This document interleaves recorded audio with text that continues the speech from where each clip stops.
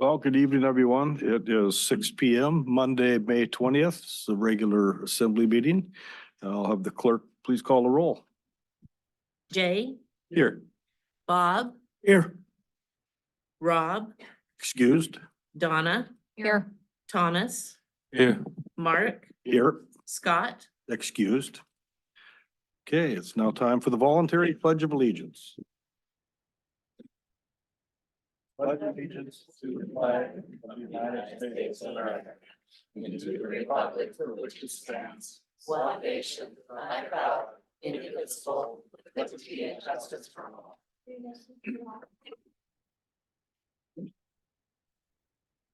Okay, first item on the agenda today is approval of minutes. So I'll ask for a motion to approve the minutes from our May 6th, 2024 assembly meeting. So moved. Second.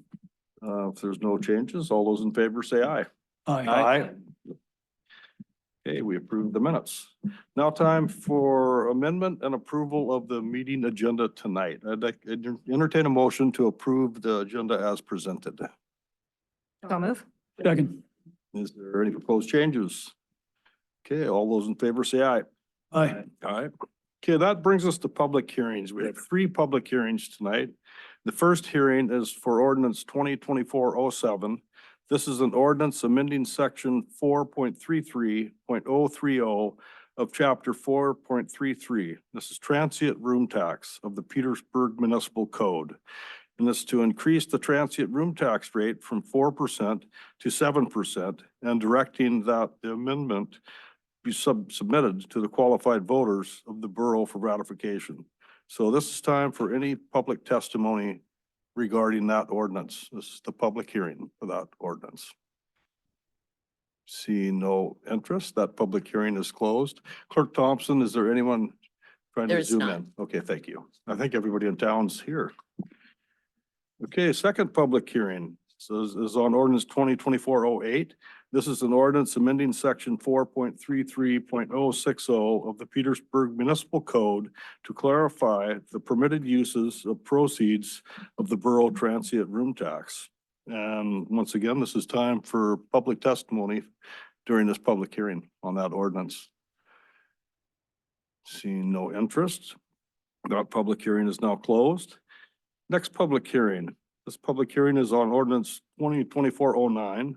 This is an ordinance of the Petersburg Borough adopting the budget for fiscal year July 1st, 2024 through June 30th, 2025.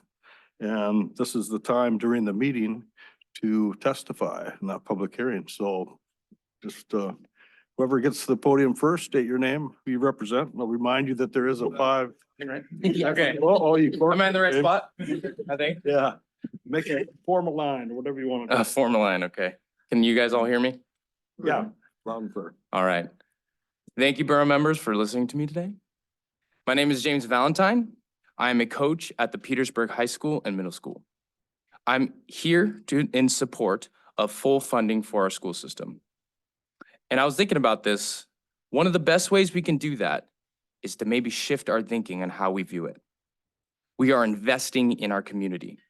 We are funding the future workers of this town, business owners, the future school teachers, welders, fishermen, the list goes on. And when I think of the future of this town, one of the main things I think about is the retention in this community. Of course, I want people to move here. That goes without saying. I believe in growth. However, I feel more importantly, at least my focus now, is on the retention of the people who are already here, who love it here, who sacrificed to be here. And one of the best things we could do right now to help is to fund our schools. I'm not going to come up here today and give you fact after fact after fact of why this is so important. I think you already know why. I'm here to give you maybe an outside, different perspective on this. One of the worries that we have is, where do we get the money? And when I sit and think about this question, there's one word that comes to mind when thinking about Petersburg and hardship, and that's resilience. Resilience hits a chord with me. The ability to recover from or adjust to misfortune and change. Petersburg has seen several changes over its rich history, from the early days of fishing to the lumber industry, to IFQs, to COVID, to tourism, and to the current state of the world today. And as a community, we have always been resilient. We put our nose right back to the grindstone and we figured out a way. We always have. And in my line of work, I get told time and time again from outside sources of how awesome this community is, how we get things done, how our schools are bar none. I look at everybody in this room today, and I see people who will work harder, faster, and longer than any other community. These teachers and admin work harder and longer because of the love that they have for this town. This is why I'm standing here today. To compensate and retain the wonderful teachers who deserve to meet the current standards of today. And we as a community will figure out a way to fund this. We will figure it out together as a community, because I believe in Petersburg, I believe in everybody in this room, and I believe by investing in our schools now, the payoffs in the end will be significant. I am in support to invest in the full funding for the Petersburg School District. Thank you. For your testimony. Mr. Berg, were you next? Thank you. I'm David Berg. I want to speak to the borough budget. I'm on behalf as a 42-year resident of Petersburg. Also want to thank you for your service as counselors and for the city or for the borough. I support the funding of the Petersburg City Schools to the full extent of state law. Having a successful school program is most important to the continuity and continued well-being of the community. The district has already trimmed positions in administration and counselors that are an important link for students to succeed in a post-secondary educational world. It's also important for schools to maintain consistency in staff over the long term. It's difficult to do this without a full budget to work with. Retaining staff will enhance consistency in the learning process for our kids. Please remember the school district when you finalize the budget for next year. It's an obligation we cannot forget. Thank you. Thank you for your testimony. The next person that would like to speak, please step to the microphone and state your name and who you represent.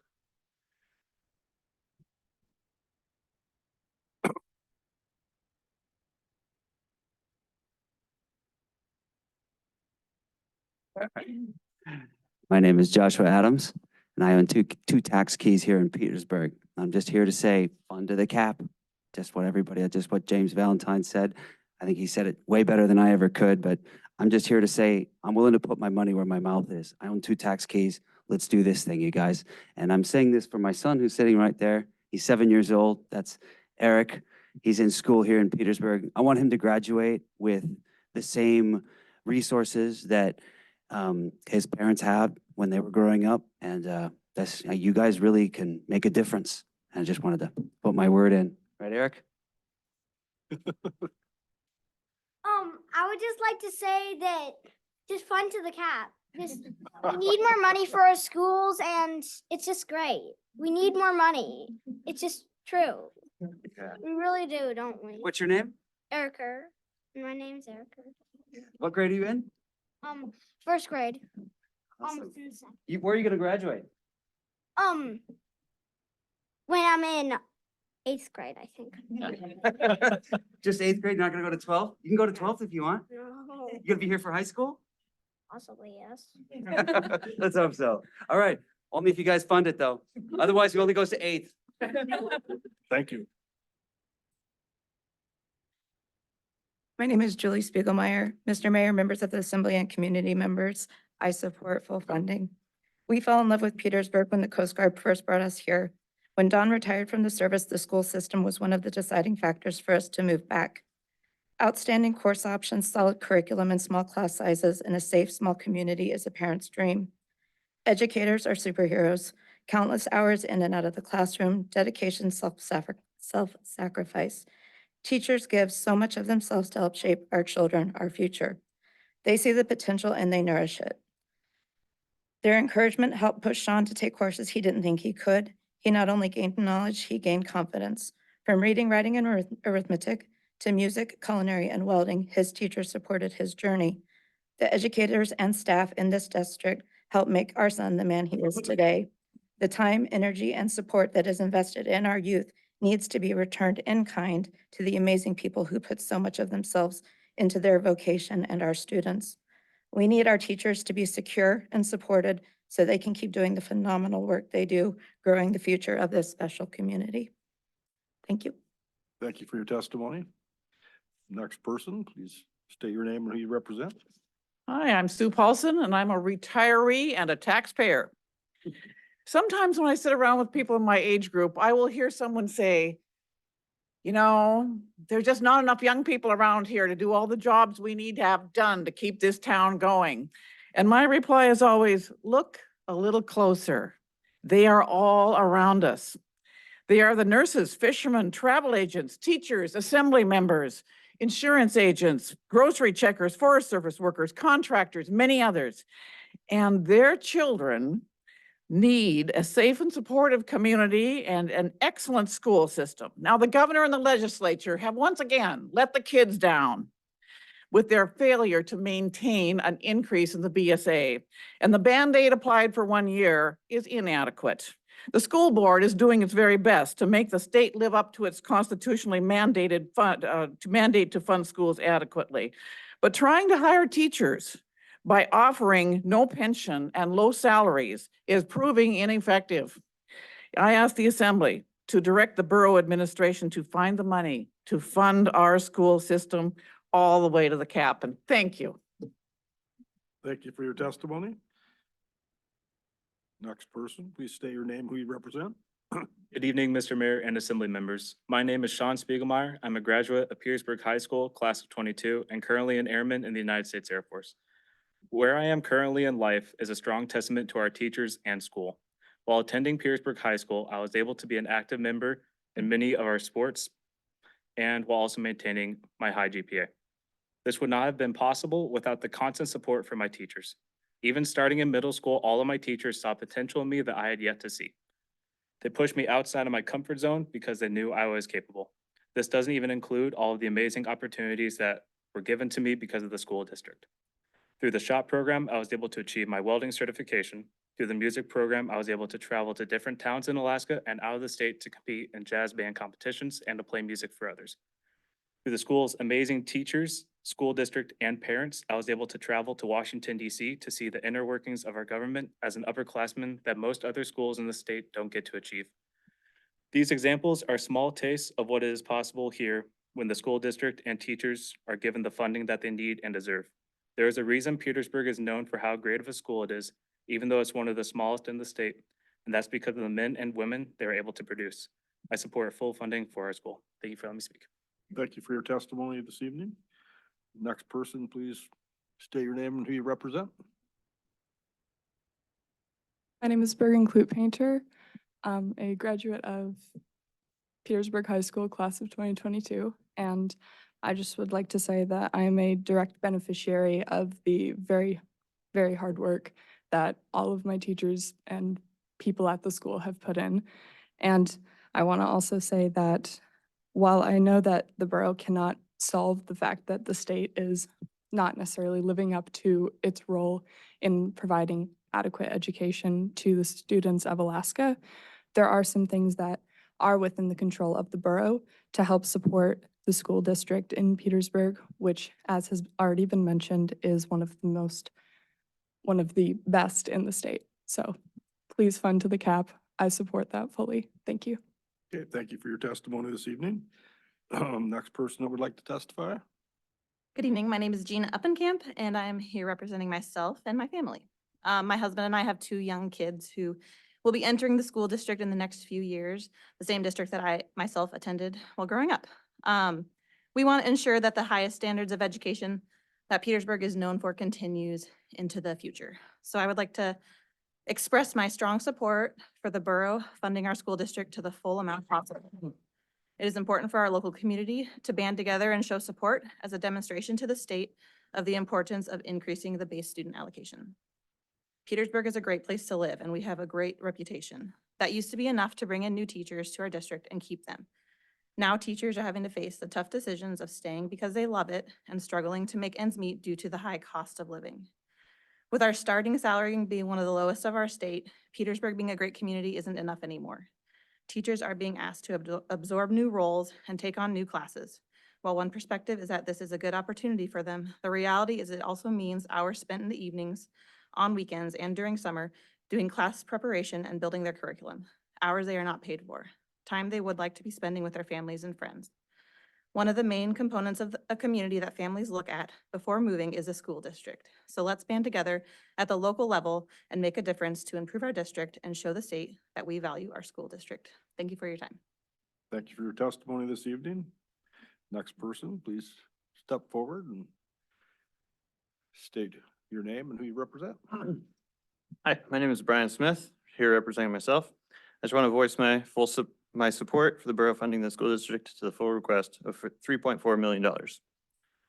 As everyone else has said, a strong education system is the foundation of our community. It's why people move here and stay here. I realize that this is the largest school funding request to date. I listened to the presentation at the last assembly meeting, and I realize that adjustments need to be made in terms of revenue to make future funding to a request like this sustainable in future years. I'm ready personally to advocate for what it takes to make this level of local funding for our schools sustainable, including things such as the proposed sales tax cap adjustment being discussed at today's meeting. I've also been following the district's efforts carefully. I think an important aspect to keep in mind in terms of funding is that the magnitude of state funding is directly dependent on enrollment, and overall enrollment for next year is anticipated to be lower than the current school year. But the costs of operating our schools don't easily adjust downward with slightly lower enrollment. The district has done commendable work to scrutinize its budget and is making significant cuts while doing everything they can to mitigate negative impacts on students. In their most recent meeting, the school district provided thoughtful options for ways to adjust how activities get funded, as an example. To close, I'd just like to reiterate the crucial importance of high-quality education for our children and encourage you to keep the $3.4 million of school funding in the borough's budget. Thank you for your testimony this evening. Good evening. I'm Bo Ward, a teacher at the middle and high schools for the past 17 years, a parent of 4 kids in our schools, and I'm also a member of the teachers union negotiation team. I'm going to address 3 topics briefly. First, I want to reiterate why the school district is asking for funding to the cap after receiving the increase in funding last year. This year marks the end of federal COVID funding and the end of the teacher's previous contract. Both of these elements, the federal funding propping up revenue and the teacher's salaries over the past 3 years being set at 2020 values before high inflation, those have subsidized the district's budget and masked the fact that the state's contribution has effectively been winnowed down. Now, with both of these props pulled away, the budget is more precarious, and we are already seeing the effects of that. Multiple teacher positions have been eliminated as the district has sought to trim costs wherever it can. The district was aware that this was coming, which is why they have acted proactively in seeking funding last year and in this year seeking funding to the cap. Secondly, I want to talk about the effects of funding on school staff morale. Teachers and administrators both are very invested in education, but must deal yearly with uncertain educational funding. Because the teachers have been on the same contract the past 3 years with only 1% inflation adjustments, many have been cutting personal spending or drawing from their savings to cover their living costs. Teachers have waited in this situation because they understood a new contract would have to address the salary situation. However, if the district is unable to afford a meaningful cost of living adjustment for all teachers, then each teacher must consider the financial effects of their choice to work here. Teachers then have the accept a significant salary adjustment or voting with their feet. Some already are, and most are considering alternative plans.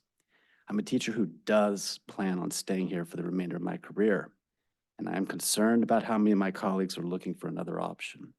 A strong message that this community supports the schools and teachers and wants good quality teachers to come here and stay here would be an important message for the morale of staff. Lastly, I want to make clear where negotiations stand. The districts and teachers unions have been in the negotiation process since January, and we've been preparing for it since October. We've had to consider the effects that inflation have had upon salary, the difficulty our district has been having in hiring teachers, and then comparing ourselves with other contracts in Southeastern Alaska. We work toward a contract that tries to minimize long-term losses to inflation and maintain competitiveness with other districts. This has been difficult. Negotiations were considered at an impasse in the middle of March. Both sides met with the mediator on April 3rd, and that meeting was not successful. At that point, the teachers union had no more counter proposals to make. The district made a proposal on May 7th that combines the union's last salary proposal with a few negotiated benefits that are primarily aimed at teachers with no retirement pension. This proposal is acceptable to the union, but is dependent on funding from both the state and the borough. If the borough does not fund to the cap, then the district's offer is null because they don't believe they can fund it for the 3 years of the negotiated contract period. If this happens, the union will file for arbitration, which is the next step. Arbitration is not binding, so if either side rejects the result, then an imposed contract by the district and/or job actions by the teachers union are the next step. Obviously, neither side wants this, but this is where we're at. The district administration knows that costs are increasing for insurance, energy, materials, basically all parts of its budget that are not salaries, and it is concerned about the level of risk they can take without a reliable BSA increase. The teachers union is unwilling to subsidize the district budget by being the only part of the budget that does not get adjusted for inflation. The borough choosing to fund to the cap creates the room in the budget so that we can make this agreement work. Thank you. For your testimony this evening. Next person, please.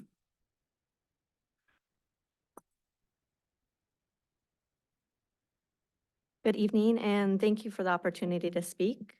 I am Shannon Barrett, and I'm the Finance Director at the Petersburg School District, and my comments today are related to the budget. The Petersburg School District has requested funding to the cap of $3.4 million in FY25. At this time, the district does think that it is likely we will receive the $680 over the BSA in one-time funding from the state in fiscal year 25. However, because our enrollment is fluctuating, we are projecting that our state funding will be $128,000 less than the current year state funding. Even with additional state funding, the district needs the borough to fund to the max local contribution in FY25 and into the future. The district needs reliable and adequate funding. School districts are public institutions that have very limited ability to generate revenue. We are mostly funded through local and state government.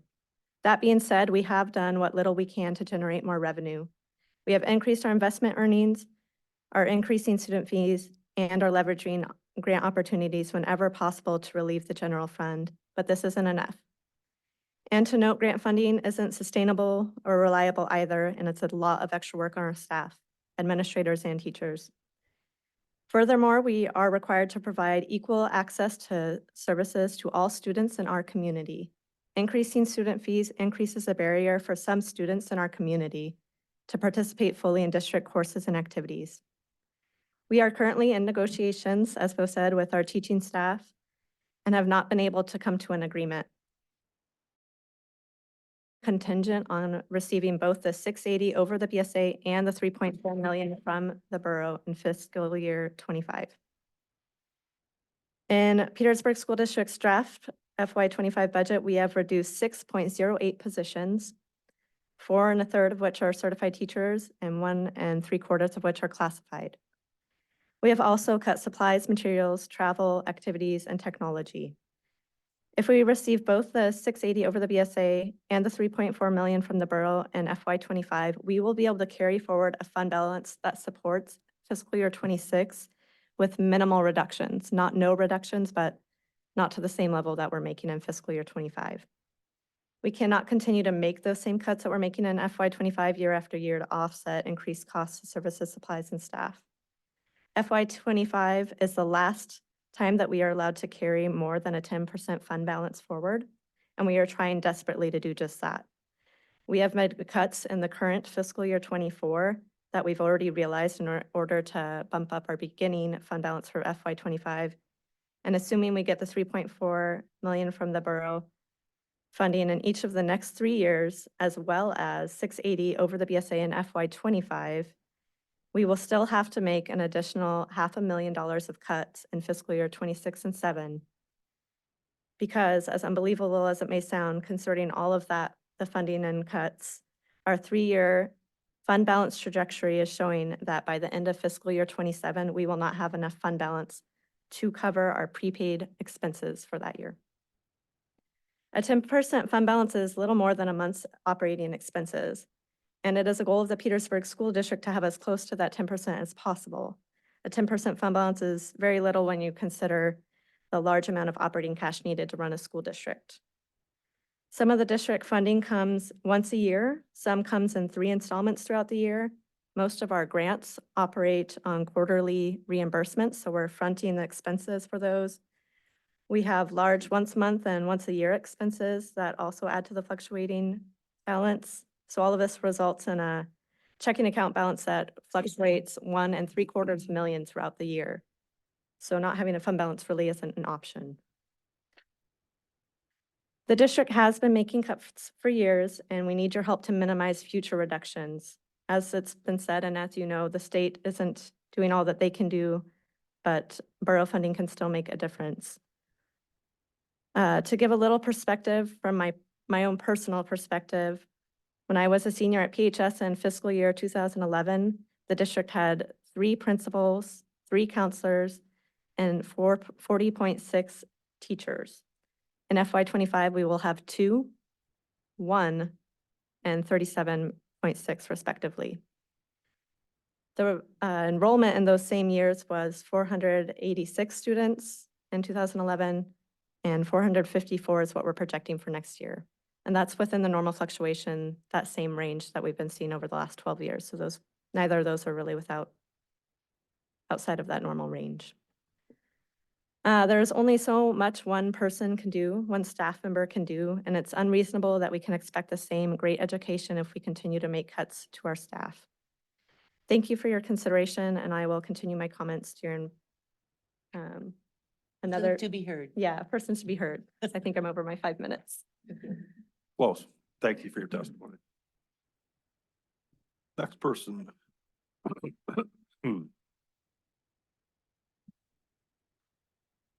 All right, a little taller.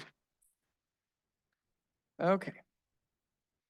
Good evening. My name is Erica Kloop-Painter, and I am the superintendent of the Petersburg School District. I want to thank the Assembly for passing the budget at first reading with the maximum $3.4 million funding request for the school district. And I encourage you to pass the budget with that amount included at second reading tonight.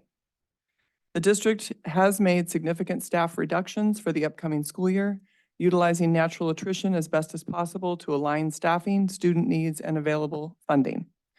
These reductions are necessary even if the governor approves the $680 per student one-time funding and the borough providing the $3.4 million in funding as requested. Both sides of the budget, costs and revenue, have significantly changed, with inflation drastically increasing costs and the ending of federal money related to COVID interventions decreasing revenue. Additionally, the district has secured multiple grants that have delayed our request for increased borough funding. We've been a pretty good deal, but those times are gone. Inconsistent and unreliable state funding has created instability in our overall education system. We are asking the borough to help stabilize education funding and commit to funding to the cap. It is our responsibility to ensure that every child, regardless of their background or circumstances, has access to a high-quality education. The borough allocated $3 million to the district last spring, which was the largest allocation since I began working in the district as a principal in 2001. I am here today to advocate for the approval of the maximum level of funding for our public schools now and into the future. This investment is not only essential for the immediate needs of our students, but also crucial for long-term workforce development and community well-being. Research consistently demonstrates that timely, reliable funding is directly linked to improved educational outcomes. Well-funded schools are able to offer smaller class sizes, which allow for more individualized attention and support for each student. This attention has been a priority for the community of Petersburg and the school district for years. Adequate funding also allows the district to provide up-to-date learning materials, advanced courses, career technical education opportunities, and robust technology, which are essential for preparing our students for the demands of the 21st century workforce.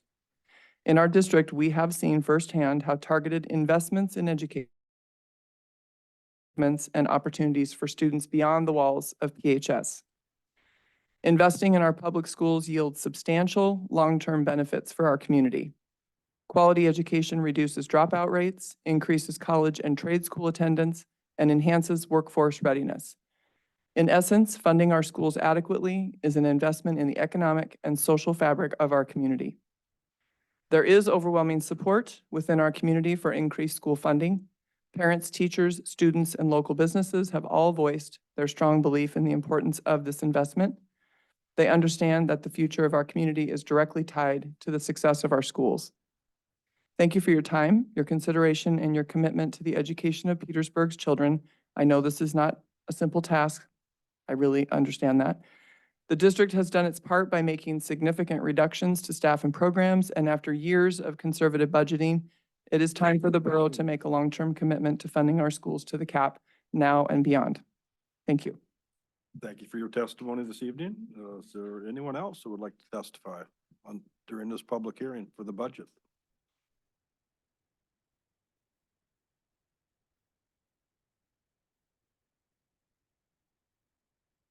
Hi, I'm Ginger Evans and I represent myself. I am a retired teacher of the Petersburg School District, a mother of two wonderful young men who benefited greatly from the education they received throughout their years at Petersburg schools. I have one son who is now working as executive director for PVOA and another son who has graduated with his degree in marine engineering and is trying to figure out how that's going to work here. He wants to be here. And that's all in part to the teachers and the wonderful staff at the schools. And the continuity of the staff is critical. And that's one thing that I think Petersburg has benefited more from than just about any school district in the state, especially considering our size, that there's so much teacher turnover in a lot of our rural areas. And that is disruptive to students. You don't build the relationships with students. And that is one thing that Petersburg has benefited from. And that is why it's critical to fund to the cap, is our kids in the schools today deserve the same education my children had, and having those long-term commitments and connections with their staff, the teachers that they had. And it is a wonderful thing that our students here have, is that if we have continuity, if we have long-term teachers, then we have a better educational outcome. And we can see that in our test scores we've had that have consistently been the top in the state. And that's because of a dedicated workforce with our teachers, paraprofessionals, administrators, custodians, our lunch superhero ladies. Everybody in the district really is a key component to that. And I just would urge you to fund to the cap, and our students and our community really deserve that from the borough. So thank you. Thank you for your testimony this evening. Is there anyone else that would like to testify in this public hearing for the fiscal year 25 budget? Hi, I am Bennett McGrath. I have 3 kids in the school system, and I'm here to speak as a proponent in the affirmative for funding to the cap. I have nothing written. I think everyone who's spoken has spoken eloquently. I'm just going to speak from the heart and say, please, please fund to the cap. We have an amazing, amazing thing going on our little island here. I can tell you from working in the profession that I'm in, people call because of our schools. People want to be here because their kids will learn amongst the greats. And I'm blessed. We are blessed. We have an amazing thing here, and I don't want to see it blown for budgetary reasons. So please, fund from the cap. Thanks. Yep, thank you for your testimony this evening. Is there anyone else that would like to participate? There's still more. Good. I was not going to speak, but I'm going to speak from my heart also. So my name is Chelsea Corio. I'm the new music teacher in town. My husband is Charles Corio, and his family has lived in Petersburg for over 100 years, the Israelson family. And we've been dreaming of coming to Petersburg for the last, well, I've been here for 2 years, so we'll say 12 years. But I've taught in Metlakatla and I've taught in Cordova. And I've had experiences all over Alaska, all over interior Alaska, all over Southeast Alaska. And I will tell you 100% that the teachers in this school district are the most amazing teachers I've ever met. And you want to keep them. You will not find replacements. They are amazing. Thank you. Thank you for your testimony. Anyone else like to speak under this public hearing? Public hearing is on the fiscal year 25 budget. Okay, the public hearing is now closed.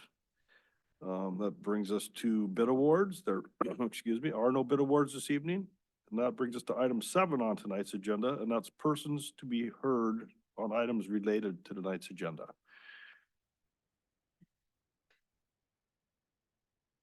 Hi, Shannon. Hi, I'm sorry. I tried to get it under 5 minutes. So thank you for another opportunity to speak. My name is Shannon Baird, and I'm the finance director at the Petersburg School District. I have a couple other things I wanted to add, and I think there's been a ton of support here, but I'm just trying to show you guys that we've been doing everything we can from a budget standpoint on our end at the school district. So we are, a couple other things I wanted to touch on where we are spending approximately $22,900 of our people transportation fund balance in FY24. The one-time funding for people transportation in FY25 only comes out to an estimated $11,650 more in realized funding from the state next year. So this means we will likely be spending down at least another $10,000 of that people transportation fund in FY25. In FY26, we will likely see an increase in expenses as our current term contract for busing services ends in FY25. The infusion of funding we are requesting into people transportation fund would mean that the district wouldn't have to subsidize the fund out of our general operating fund for the next approximately 7 years. Just depends on either one-time funding or what the expenses come out to be. We are also spending down our fund balances in our food service fund and our capital improvement funds. So we're deficit spending in those. And FY25 is the last chance that the borough has to fund to these programs outside of the local max contribution. So the state is buttoning down on that. And in fiscal year 26 forward, you won't be able to contribute to any other funds outside of the local max contribution. So it's a lot of opportunity for an infusion into these funds. The one-time READS Act funding comes out to less than $20,000 for Petersburg School District in FY25, if you were following that through the legislator. And I would like you also to know that it's been hard for us to lobby for increased state funding at the state level because we aren't funded to the max here in Petersburg. They want to see that. We understand that you, the Assembly, and the Borough Administration are facing very difficult decisions, and you are likely looking to balance the borough's FY25 budget. We want to thank you for passing the full funding that we requested in the first reading of the budget, and are requesting that you pass it in the second and the third reading. I've always been really proud of our school district here and was proud to grow up here in Petersburg, and I know the school district is a big part of what makes Petersburg an attractive place to live, especially for young working families. Please prioritize public education by funding Petersburg School District to the cap. Thank you for your time and consideration. Thank you for your testimony. Is there anyone else in the audience that are on tonight's agenda? And once again, Clerk Thompson, no one's zooming in? No, sir. Perfect. Hi, good evening. I don't have anything prepared. My name is Emil Tucker, and I'm a parent and resident of Petersburg. I've had 2 children that are now in 10th and 8th grade, and they've come all the way up through the Petersburg school system, and we just adore it. We think it's the best thing, and we're here in support of our teachers. I wanted to speak at this point because I think there's a role for you, not just in the one-time funding for the fiscal year 25 budget, but also in the advocacy to the state for continued funding and for fixing the budget statewide. I think Petersburg has a strong role to play at the state level, and we can advocate from our town. Thank you.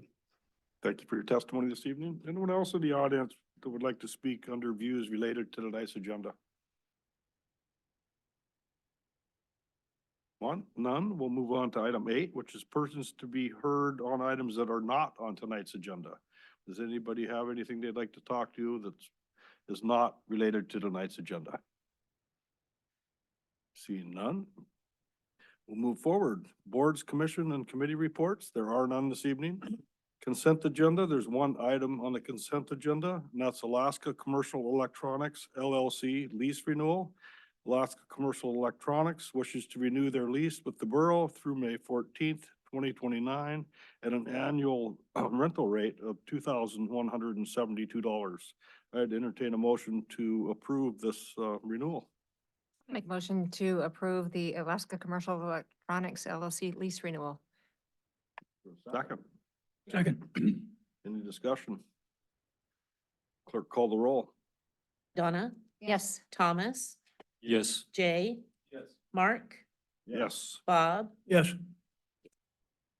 Okay, lease agreement is approved for 3 more years. Report of other officers, mayor's report. I have no written report tonight. I just want to mention that the 2 ribbon cuttings over Mayfest went well. The new hydro project, that was pretty impressive what we've got out there. And if the other stuff lasted 100 years, I would think this will last way longer. And then we did a ribbon cutting for the dredging in the South Harbor. And that was a big project to have out of the way. Now boats can come in hopefully at any stage of the tide. Once again, I'll mention that I'll be here for the next meeting, first meeting in June, and then after fishing season starts, we'll play it by ear. But with the new technology with Starlink, I might be able to zoom in from who knows where. So that's the end of my mayor's report. It's now time for the manager's report. Thank you, sir. Just a big thank you to everybody that was involved in Mayfest. You know, calling out like our streets crew who put up the tent on the 16th, and Parks and Rec and the chamber and all the other volunteers that helped make that happen. Public Works also did some spruced up work at the Rasmussen Bridge, replaced about 25 planks, and got the bridge deck clean to get ready for tourist season. Sand pickup is continuing with grading and dust control as the weather permits. It's kind of a mixed bag, but we need 2 or 3 sunny days where everything dries up before our sweeper can actually pick it up. Aaron worked with the chamber to coordinate the garbage service for Mayfest. Thank you all for that. We put in some extra cans this year, and it seemed to keep everything where it's supposed to be, and did not see any big messes, so that's great. Our annual household hazardous waste collection event is set for June 1st and 2nd. Advertising for the event will start on May 20th. As precautionary measures, police officers are currently present at the elementary school and the middle school, high school through the end of the school year. This includes Parks and Recreation. Officers are also attending all school functions and activities as part of this coverage. Coverage is due to the Petersburg School District Safety Protocol announcement, which was sent to students and parents on Saturday, May 11th. So thanks to everyone who's keeping our kids safe. Josh Rathman, our EMS coordinator, has resigned, and him and his family are moving closer to their relatives down south. We wish them safe travels and good luck in this next chapter of their life. The Rathmans will be missed. The CERT program Aaron has been trying to implement has been hindered by scheduling conflicts between him and the state state trainer.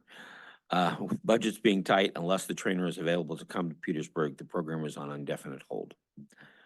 With help from the Public Safety Advisory Board, KFSK has reintroduced its Build an Emergency Kit radio program. Recordings are also available via KFSK's website. Volunteer Fire Department would like to thank KFSK for their help in promoting community preparedness. Harbor staff are busy moving Harbor Department and customer storage out of the recently purchased port lots and into the drive down approach storage area. They're also working on to get the South Harbor restrooms upgraded and in better working order. And a big thanks to Piston and Rudder for aiding the harbor crew on the unexpected large crane breakdown. Mike Lure located the needed motor and had it air freighted in and ready for pickup within hours of its arrival. Maintenance staff got the crane back in operation. Launch ramp stickers are up for renewal on June 1st. Reminders have been sent out. And it's been great seeing E.C. Phillips and Sons Petersburg Fisheries up and running next door to the Harbor Shack, and stick your head in there when appropriate and tell them thanks for being here in town.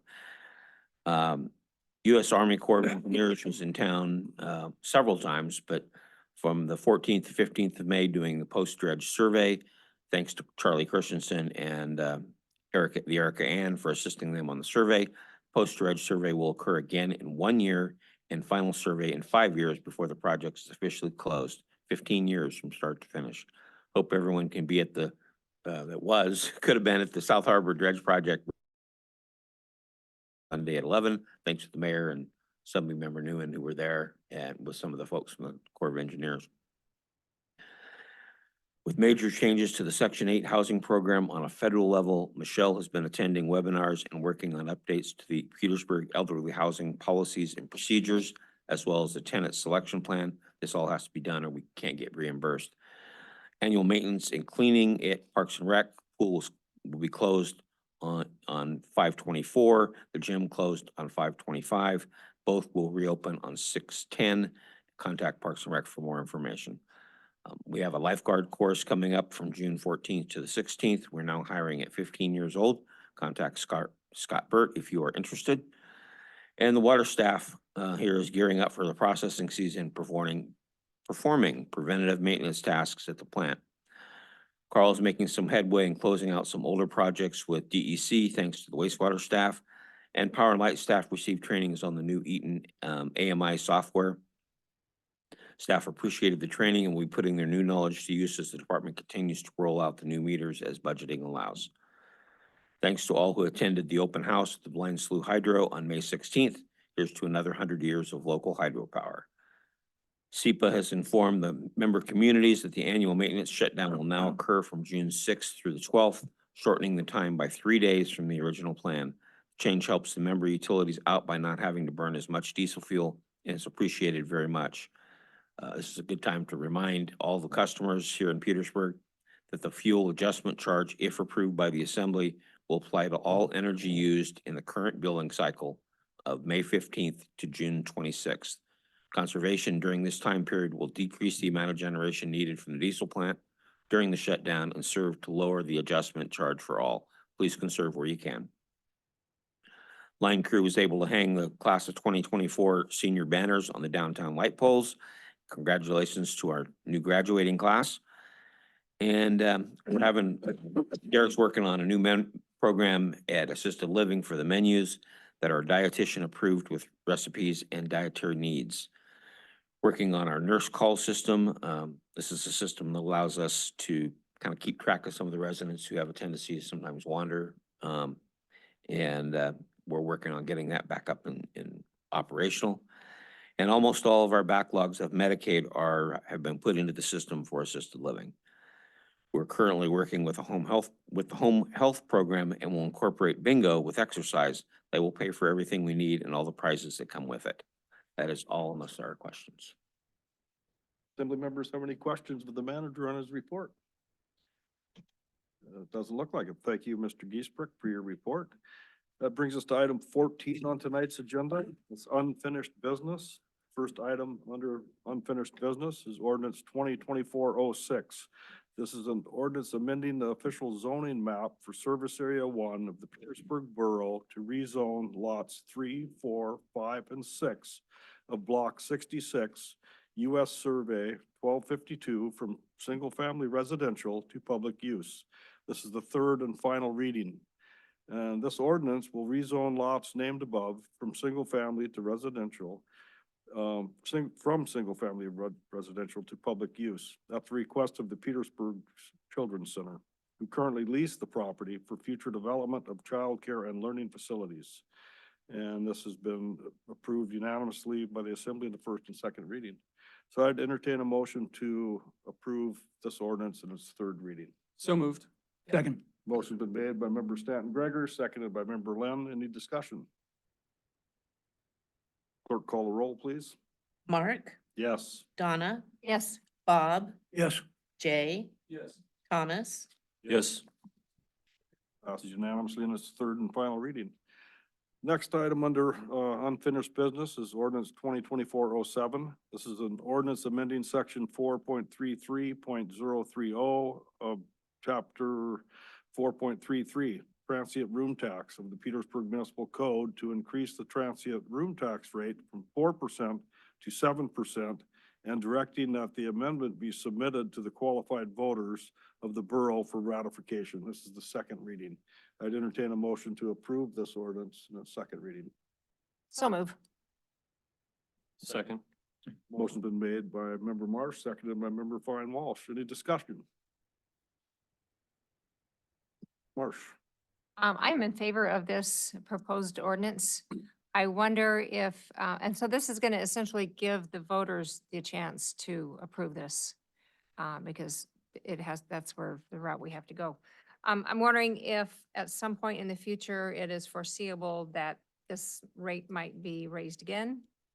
I don't know if that's the will of the assembly, but that indicates a trajectory that we might be taking, considering that revenues are scarce.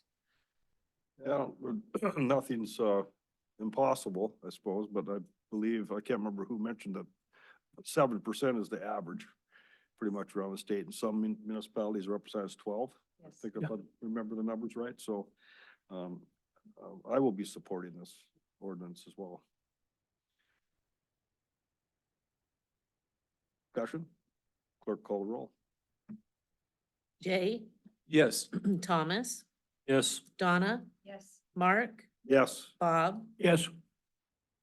Okay, next ordinance is kind of related to the transient room tax, but this is ordinance 2024-08. This is an ordinance amending section 4.33.060 of the Petersburg Municipal Code to clarify the permitted uses of proceeds of borough transient room tax. This is the second reading. If adopted in 3 readings, this ordinance will clarify uses for the proceeds of the transient room tax by adding visitor-related signage, park maintenance and improvements, borough beautification and improvements projects, and repair and maintenance of visitor-related borough infrastructure, including stairs and sidewalks in the downtown area. And once again, this ordinance was approved unanimously in its first reading. So I'd entertain a motion to approve this ordinance in its second reading. So move. Second. Motion's been made by member Marsh, seconded by member Fine Walsh. Any discussion? Clerk call the roll. Thomas, Yes. Donna, Yes. Bob, Yes. Jay, Yes. Mark. Yes. Thank you. Okay, item D under unfinished business. This is ordinance 2024-09, an ordinance adopting the budget for fiscal year July 1st, 2024 through June 30th, 2025. This is the second reading. This ordinance will set the borough budget for fiscal year 2025. The assembly unanimously approved this ordinance in its first reading. So I would entertain a motion to approve it in its second reading. So moved. Second. Motion been made by member Stan Gregor, seconded by member Lim. Discussion. Yeah, Mr. Mayor. I have a couple housekeeping motions to make, if I might. I'll start with the first one here.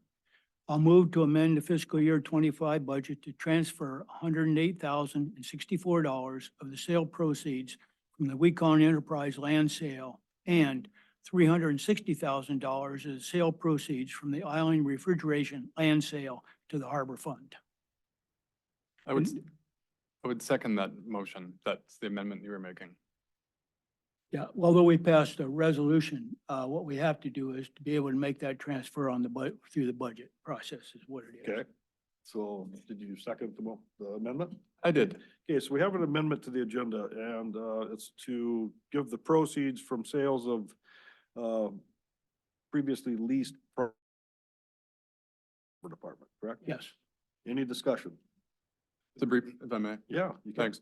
Just to briefly follow up, Member Lynn, we had talked about that during the meeting itself, and we couldn't just blindly allocate it to, we had to make a formal motion to go about it. So for those who are listening at home and paid attention to that meeting a couple months ago, this is kind of the cleanup from that. That's all. Any other discussion? Clerk call the roll. Thomas, Yes. Donna, Yes. Mark, Yes. Jay, Yes. Bob. Yes. Okay. Berlin. My second one is a follow-up of some changes that have occurred since the draft budget came out. And I'm going to move to make the following changes to the fiscal year 2025 salary and benefits budget to the following departments. I want to decrease the motor pool budget by $82,321. Increase PMPL budget by $149,368. Decrease the Public Works budget by $4,935. Increase the sanitation budget by $9,555. Decrease the wastewater budget by $18,432. Decrease the water budget by $18,735. And last, decrease the harbor budget by $19,613. I would like to add to that amendment that the total would be an increase of $24,067. And this was because of the proposal by Manager Giesbrecht that we approved to change the structuring of the department heads. Is there a second? Second. Second, motion been made by Member Lind and seconded by Member Marsh to amend the 2025 salary budget by the amounts he stated. Discussion. Clerk call the roll. Bob, Yes. Thomas, Yes. Jay, Mark, Yes. Donna, Yes. Okay, any other amendments proposed for this, the budget? No, if I might, just a question for the manager. With a $400,000 deficit we have, and right now I believe we have, I haven't counted them recently, but at least 5 positions open. And by the time we get those positions filled, what is the best estimate of our savings off of those positions that we would budget for? Through the mayor. So I have to say this first, which is I have no idea when positions will be filled or not filled. So it's all a bit of a guess, you know, from that perspective. And in fact, to be honest with you, we've seen improvements in the hiring market recently. So but you know, the positions we have open, some may be filled before the July 1st, others it may be several months into the new budget year before they're filled. I mean, an example would be, you know, we have a police officer position open. That's a very involved process. And we may luck into having somebody and start working on that and get them on board, or it may be 6 months before we have it filled, which is big dollars. So, you know, you could say it could be up to $100,000 that we're over budgeting in some sense. But the real challenge is I don't want to pass by good employees by committing a number to you and then finding a good person that fills these positions. So it's, anyway, I mean, I'm hoping I'm answering your question. No, thank you. That helps anyhow, anything. So just for clarification on that question, by Assemblymember Lynn, you've budgeted to have all of the positions filled within the borough. Yes, sir. Yeah, Okay. yes, sir. Yeah, so they are budgeted like they were hired and on board July 1st of the budget. Got it. And by the way, and throughout the entire year. So anytime we lose somebody, you know, the budget will go up and down a little bit, or not the budget, but the actuals. Okay, any other discussion? Member Stanbrager. Yeah, thanks, Mr. Mayor. A couple thoughts. I have no amendments to make, but of course I'd be open to those folks entertain.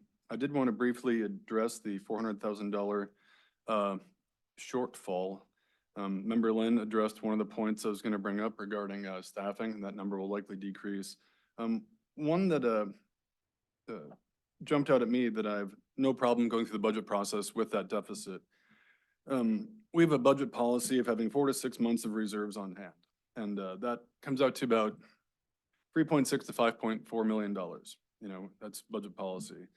And if we draw from reserves this go around for that $400,000 shortfall, it still leaves us with $5.6 million in reserves, which we're still technically above our own budget policy for reserves, but it's a good problem to have. So I'm not losing any sleep over that during this budget cycle. In fact, I think it brings us more in line with our policies, and just want to put that out there of why I'm not losing any sleep over that. Then just secondly, to all the people who showed up tonight to support the school, thank you.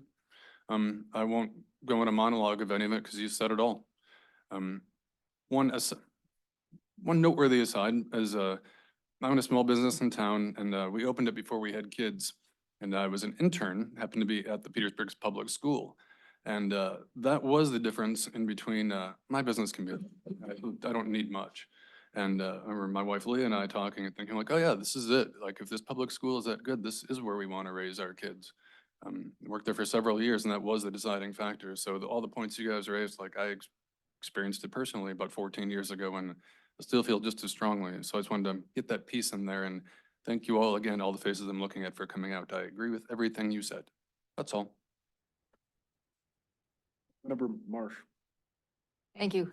Through the mayor. I am also in favor of the budget as well as full funding of the schools. I know the teachers, the admin, everybody puts in so much.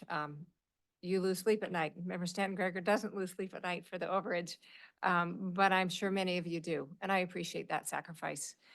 So I am in favor of this budget as it is, and also that we can go into the reserves, which gratefully Jody's done a marvelous job on that as well, and we have a good cushion. Member Ryan Walsh. Thank you, Mr. Mayor. I just want to give my 2 cents here. I also support the budget as it is. You know, I'm really glad we got so much support here showing up for the school. I'm really proud that we're funding up to the cap now, along with most of the rest of the communities around us. So that makes me really proud. I'm glad we're doing that. And I will say going forward regarding the budget and the fact that we're spending more than we're making, I think, you know, I really want to voice my support for doing all we can to keep our salaries competitive. I know there's going to be a lot of pressure on everyone's budget and salaries are always a target, but I think it's really important to pay your people first and then figure out from there. So I hope we can bear that in mind as we move forward and sort of address this deficit. Lynn, any comments? No? I support the budget, so as is, and I support the funding. I mean, Well, I've been, I think, an elected official for 13 years, and I believe this is the first time we've had a budget presented to us that was in the red, so it's kind of a sign of the times. It makes me kind of concerned, but like what Member Stanton Gregor said, we have money to do this, and part of it's probably because of the secure rural school money that we saved that should be going to the school over the past years. So, you know, maybe we can do this for 3 years, maybe 4. I can't remember what the finance director told us in our work session, but you know, we have the money, so let's do it. But we're gonna have to, you know, be pretty thoughtful in the future how we're gonna be able to continue doing this. So I will vote for the budget as proposed. If there's no other comments, will the clerk please call the roll? Jay, Yes. Donna, Yes. Bob, yes. Mark, Yes. Thomas. Yes. Okay, the budget passes unanimously in its second reading. That brings us to item 15 on tonight's agenda, which is new business. First item under new business is ordinance 2024-10. This is an ordinance amending section 4.28.120 of the Petersburg Municipal Code to increase the amount of sales tax that can be collected on a single sales transaction from $72 to $300, and directing that the proposed amendment be submitted to the qualified voters of the borough. Can I have a motion to adopt this ordinance in its first reading? So moved. Second. Motion been made by Member Fine Walsh, seconded by Member Marsh. Discussion. Member Fine Walsh. Yeah, thank you.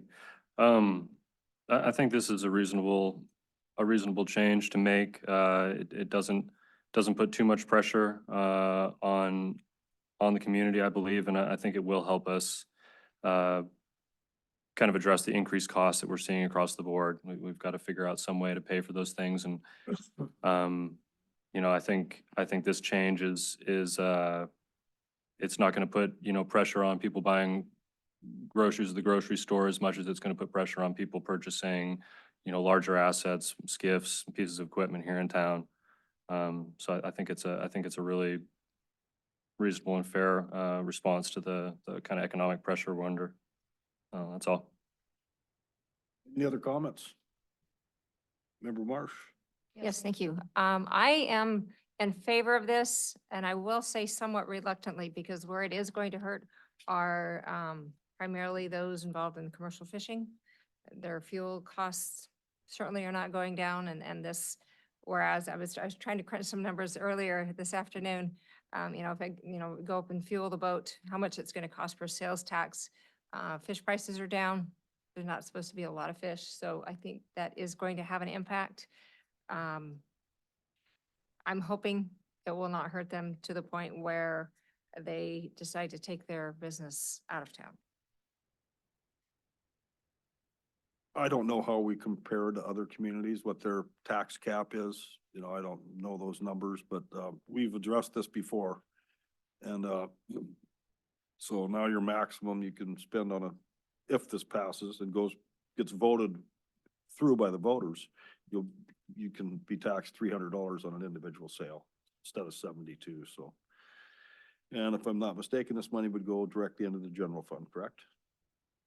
So, any other discussion? Member Stan Gregor. Yeah, just briefly, thank you, Mr. Mayor. I remember looking at the context for other communities. Many of them have significantly higher caps than us, and many have none at all. So I think this brings us more in line with a lot of Southeast. So I'll be voting to put this on the ballot this fall. Thanks. If there's no other discussion, will the clerk call the roll?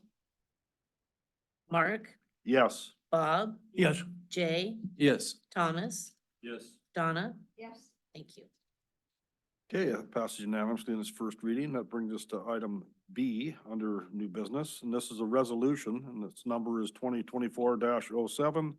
A resolution supporting the transfer of certain state-owned tidelands located within the Petersburg Borough for the purpose of developing a marine vessel haul-out and harbor and other economic development activities in the Scow Bay area. If adopted, this will show support for the borough's application to the state of Alaska for conveyance of 21 acres of state-owned tidelands in Scow Bay for the purpose of the vessel haul-out and the harbor. So I'd entertain a motion to adopt this resolution. So move. Is there a second? Second. Motion been made by Member Lynn, seconded by Member Marsh. Discussion. Member Lynn. Just a question for Liz. With the additional acreage we have to select for the borough, does this qualify for it, or would this be outside or that process? And would it be better if it was in the process? I guess number of questions here. Through the mayor, we cannot select tidelands, so there's no way to actually select this property through the entitlement process. However, that does not stop the state from deducting the acreage from our entitlement. Okay. Thank you. Sure. Any other discussion? I can't remember how many years it took for us to get the land conveyed at Scow Bay that we own now from DNR, but Liz, was it a decade? Was it longer than that? Mr. Mayor, I think it depends on where you start the clock, somewhere between 20 years. And then I think I worked on it for the last 3 years. Okay, so yeah, I'm totally in support of this request. Clerk, call the roll. Jay, Yes. Bob, Yes. Donna. Yes. Thomas, Yes. Mark. Yes. Okay, next item is a resolution as well, and it's resolution 2024-08. This is a resolution of the Petersburg Borough Assembly in support of amendment 123 or 123 to the Fisheries Management Plan for groundfish of the Bering Sea and Aleutian Islands Management Area, which amends regulations governing limits on the Pacific halibut prohibited species catch and links the halibut PSC limit for the Amendment 80 commercial groundfish trawl fleet in the BSA groundfish fisheries to halibut abundance. And this was a request by the Petersburg vessel owners to support this. By passage, this resolution will be added to other communities that are supporting the decision made by National Marine Fisheries Service. What's happening, the way I've had it explained to me is the trawl fleet has a set limit of how much halibut they can catch as bycatch. And if the abundance of the halibut goes down, their bycatch didn't go down. So National Marine Fisheries Service made a ruling that it would go down. I can't remember the name of the group, but basically the trawlers sued. So we're just, supporting the action that was taken to make them, more, abundance or more, help protect the resource. So, it's just a resolution and, there'll be no financial obligation to help fight the lawsuit. Any other discussion? Clerk, call the roll. Mark, Yes. Donna, Yes. Thomas, Yes. Bob, Yes. Jay. Yes. Okay, we will be getting on board with that and sending this resolution off. Item D, municipal land selections response, ADL 108-982, 108-983, and 108-984. Alaska Department of Natural Resources issued a preliminary decision to convey 1,758 acres of municipal entitlement lands to the borough and accepting public comment on a decision until May 24th, 2024. The lands are on Mitkoff Island, Frederick Point, Woodpecker, and the park, also including 3 small islands in Sumner Strait. The borough's comments to this decision are attached in this packet for the assembly approval. And so that's just accepting the language, basically. And I was talking to Liz Cabrera today, and people might ask, why did we select the 3 small islands? Well, we had to select that to get up close to the acreage that was available to us. So, maybe someone will build a house out there or something. Anyway, I entertain a motion to accept this. So move. Second. Discussion. Clerk, call the roll. Donna, Yes. Thomas, Yes. Mark, Yes. Jay, Yes. Bob, Yes. Okay, next item under new business, acceptance of dedication of easements, right-of-ways, alleys, and roadways proposed on the Alaska Mental Health Trust plat of the South Mitkoff subdivision. The State of Alaska Department of Natural Resources requires borough mayors to sign for acceptance of any land dedicated for public use and for public purposes within the borough, regardless of whether or not the borough has platting authority in the area. This land dedication is south of Pappy's Landing area, which is currently exempt from platting authority. Acceptance of lands for public use or public purpose does not obligate the public or any governing body to construct, operate, or maintain improvements. DNR is requesting Mayor Jensen to sign the plat of the South Mitkoff subdivision. Well, September 5th, 2023, we had a meeting, and the Assembly unanimously rejected the request for me to sign the plat and accept the proposed subdivision lands dedicated for public use. Vice Mayor Marsh requests the subject be reconsidered. So with that language, I would feel like this is up for another vote. Is that the way you interpret it, Clerk Thompson? yes. Okay, so I'd entertain a motion to reconsider this signature on this plat, on this trust land development. So move. Is there a second? Second. Motion been made by Member Marsh, seconded by Member Fine Walsh. Discussion. Member Marsh? Yes, thank you. I brought this forward after visiting with a number of people who have, after mental health, put the land up for sale, advertised it for sale in the newspaper, and maybe there was a deal on the radio as well. I don't recall that. And some interested people came forward and selected parcels that they would like to purchase from mental health, made deposits, which mental health accepted. But because this platting authority had not been accepted by our mayor, by the assembly, it resulted as a parcel and deposit that became essentially ineffective. So I didn't know if, I wondered what the will of the assembly is to reconsider this. However, since this was put on the agenda, I had an opportunity to visit with Senator Stedman over the weekend, who said that, if I understand correctly, that between Alaska Housing Finance, they've essentially become a financial institution with a few $1 million from the state budget to allocate with University of Alaska and mental health. And is it DNR, I believe, as well? I believe so. Thank you.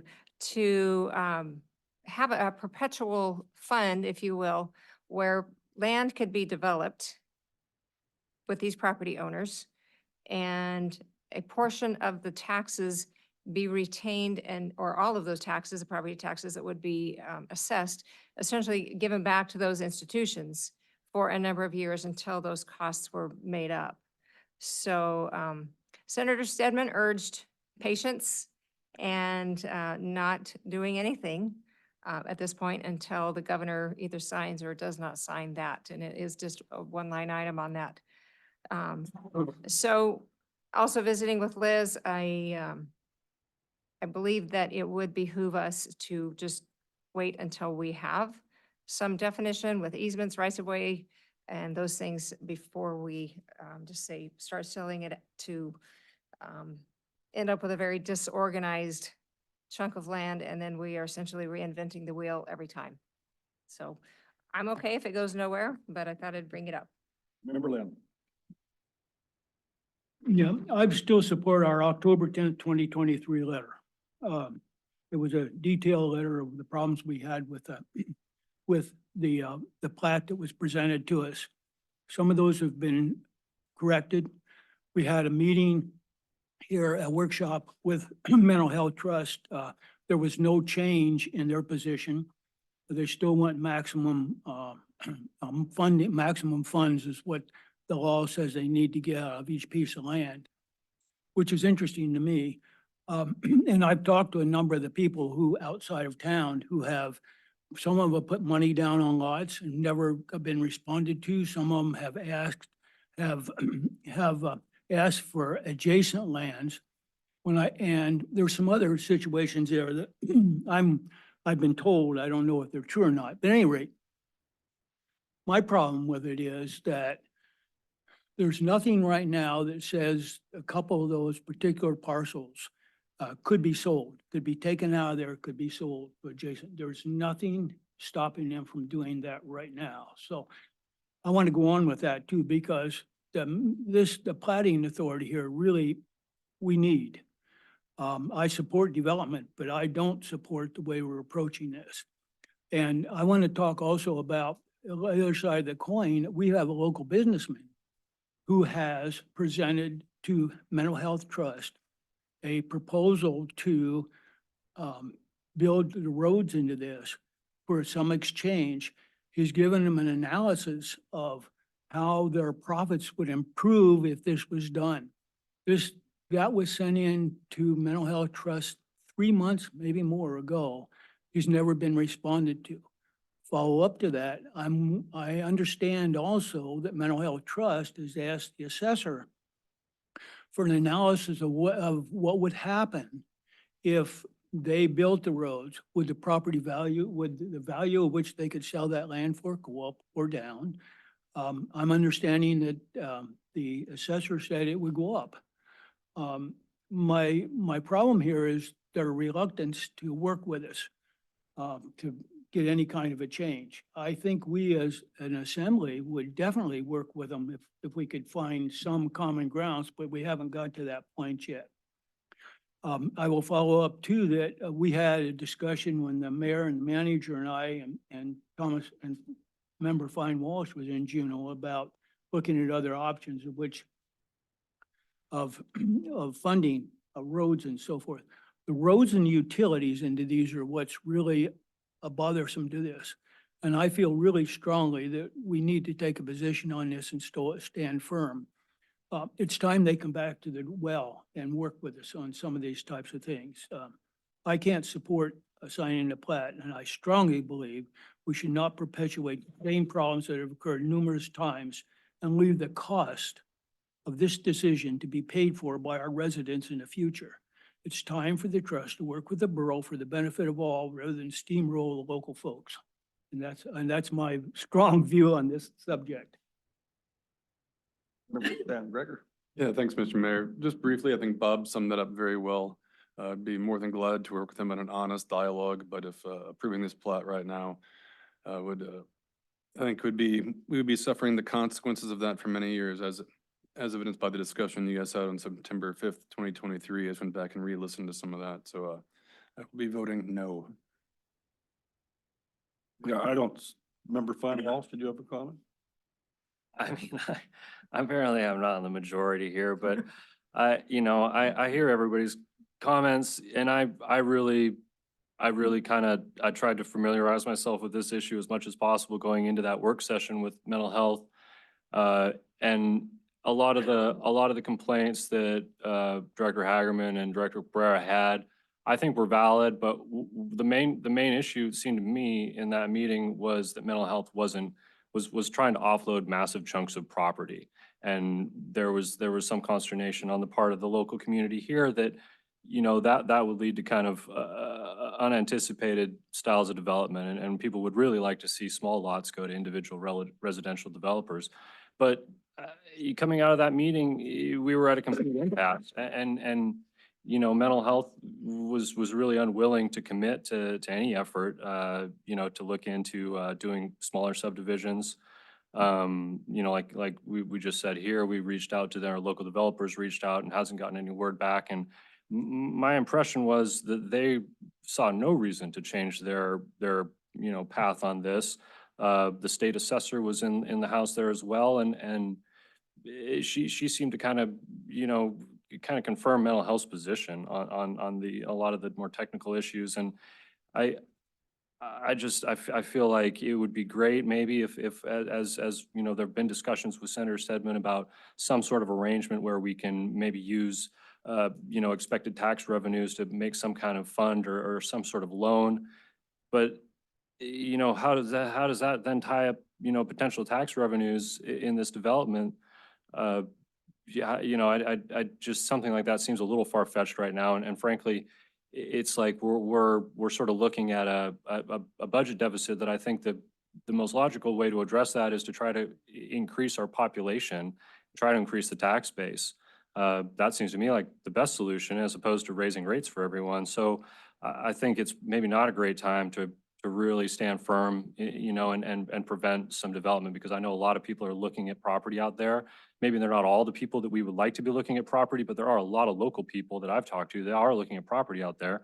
And, it seems like maybe not a great time to kind of stand in the way of that. I think, any development on the island would be great. I don't like everything about the plat and the way mental health has gone about doing this, but a lot of that is beyond our ability to control or change. This is mental health exists the way it does, and it operates by its rules, and it has that land. It was given that. It's not ours. So that's kind of where I stand on this. I think we should, like Member Marsh says, reassess, and going forward, maybe if we want to take more responsibility for platting authority in the borough, we can do that. But frankly, I don't think we have the staffing capacity for that as things stand. That's another budget expense that, nobody's talking about. We want to take over platting authority. Who's going to do it? How are we going to pay them? So, it's not a perfect situation, but it would be really nice to see somebody do something with that land out there. I'll leave it at that. Any other input on this matter? And just for clarification, the way I'm viewing this, when we come to a vote on this, if you vote yes, it's basically a vote to sign the plat. So anyway, with that being, clarified, my opinion on this is we just hold firm, we stick to the decision we made. I've had numerous discussions with Senator Stedman, as well as Member Lynn and Member Fine Walsh. The manager and I did when we visited in Juneau, and he was in his office, has put an allotment, $4 million, I believe it was, on this year's budget. And it will make Alaska Housing basically the bank. And if you want to, if the university, DNR, or mental health wants to borrow from that, that will work to develop roads in a subdivision similar to, South Metcalf Island here. If the governor signs it, from what I've been told that he'll sign the budget for school funding and just like it is the sound of it.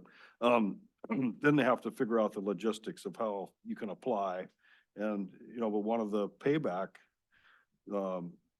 methods will be to, instead of the borough collecting the property tax, it goes back to Alaska Housing till you pay off the development of the roads.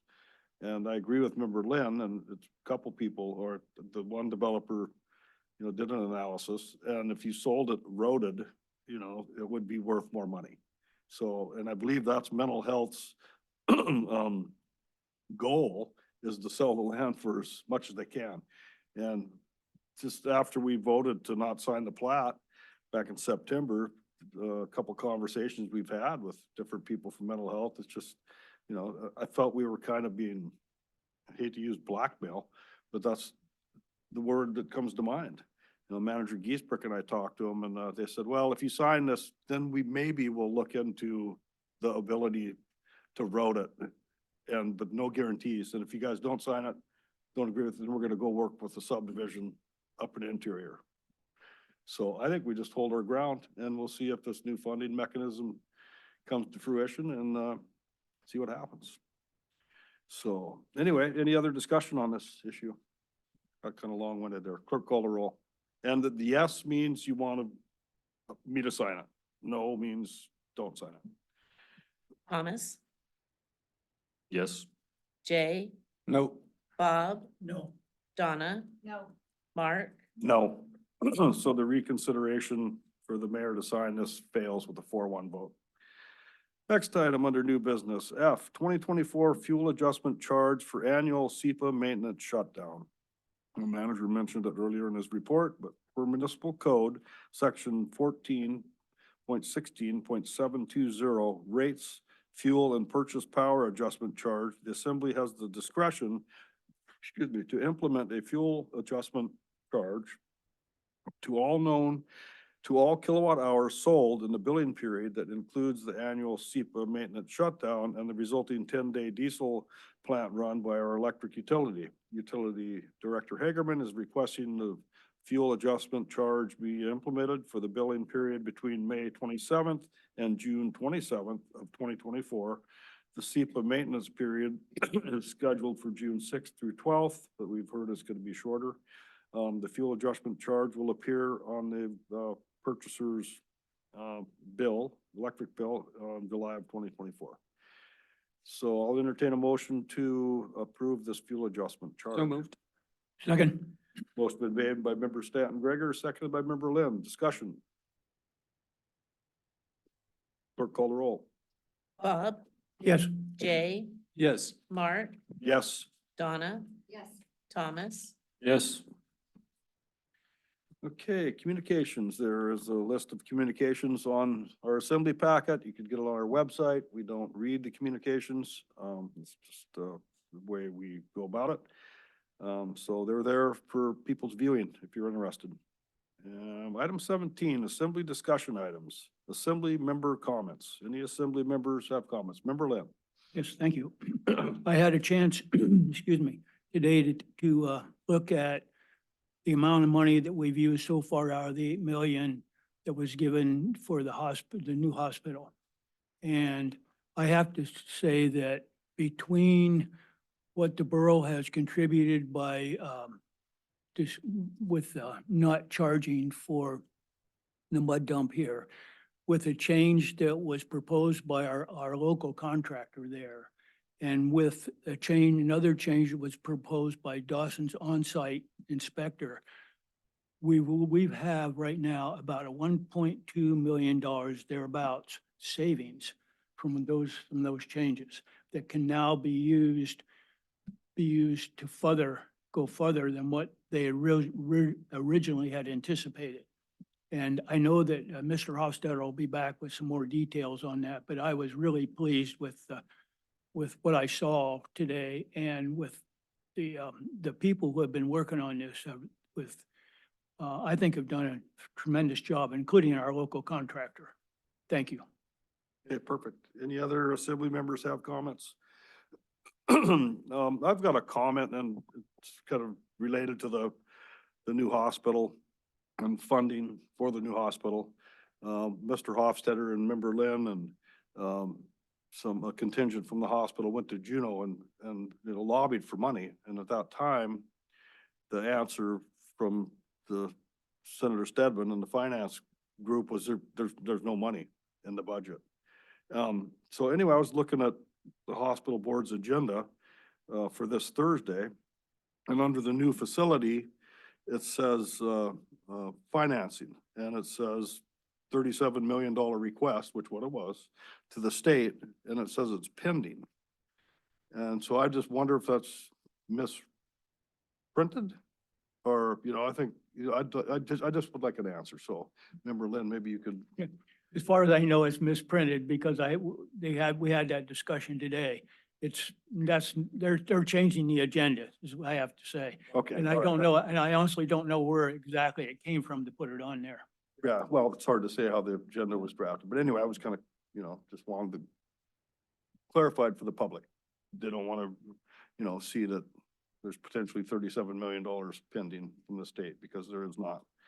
Any other assembly members have comments? That brings us to recognitions. Any assembly members have recognitions, or any staff have recognitions of anybody? Member Stanton Gregor. Just a brief one, and it is redundant. I wanted to again thank everyone who came out tonight. It's a rainy Monday evening, and you showed up because you cared very much for your local public schools. So thank you again for taking the time to do so. It's appreciated. Any other recognitions by assembly members? Any staff have recognitions? Seeing no hands coming up, I'll entertain a motion to adjourn. So moved. Second. All those in favor say aye. Aye. Grab your raincoat on the way out.